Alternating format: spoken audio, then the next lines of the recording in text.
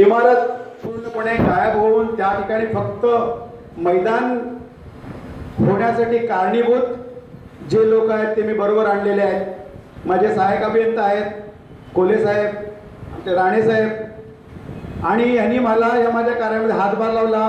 पण त्यांचा त्या कामाशी काहीही संबंध नसताना देखील फक्त एक चांगलं कार्य माझ्या हातून होतं आहे, त्याला आपण सपोर्ट करावा म्हणून त्यांनी मला हातभार लावला.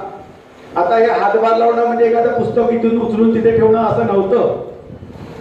आमच्या प्रत्येकाच्या जीवाचा प्रश्न होता.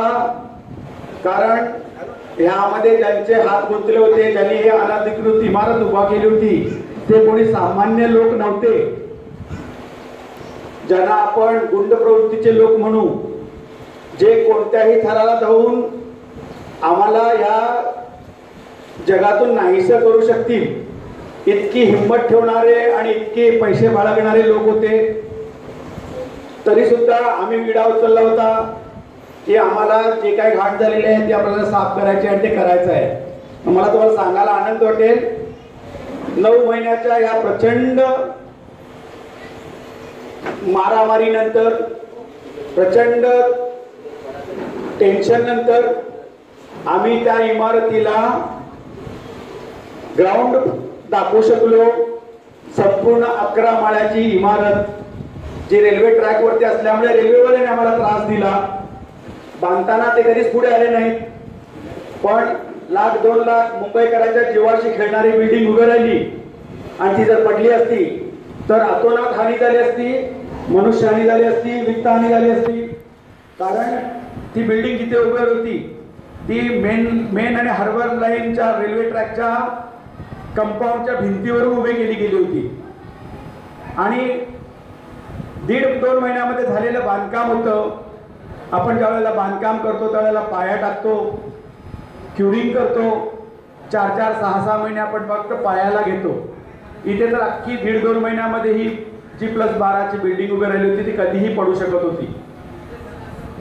ती अशी अचानक पडू नये ही भीती कायम मनात होती आणि आम्ही सगळ्यांच्या विरोधात जाऊन आम्ही ती पूर्ण त्या बिल्डिंगचं आम्ही निष्कासन केलं. आणि आज तिथे तुम्हाला फक्त मोकळं मैदान दिसेल.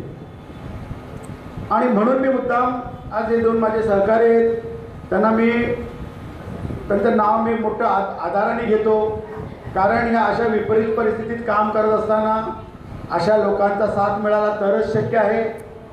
आपण छत्रपती शिवाजी महाराजांचं नाव एवढं अभिमानाने घेतो, पण मी काल सुद्धा सांगितलं छत्रपती शिवाजी महाराज हे शिवाजी महाराज होऊ शकले त्याचं एकमेव कारण की त्यांच्या खांद्याला खांदा लावून लढणारे त्यांच्याबरोबर मावळे होते. जसं आज साहेब आहेत, पोस्ट मास्तर आहेत, डेप्युटी पोस्ट मास्टर आहेत, यांच्या ज्या काय कार्याची पावती त्यांना मिळणार आहे ती त्यांच्या कार्याची नक्कीच असेल. पण त्या कार्याच्या मागे प्रत्येक खारीचा वाटा असणार आणि त्या सगळ्या खारी इथे उपस्थित आहेत.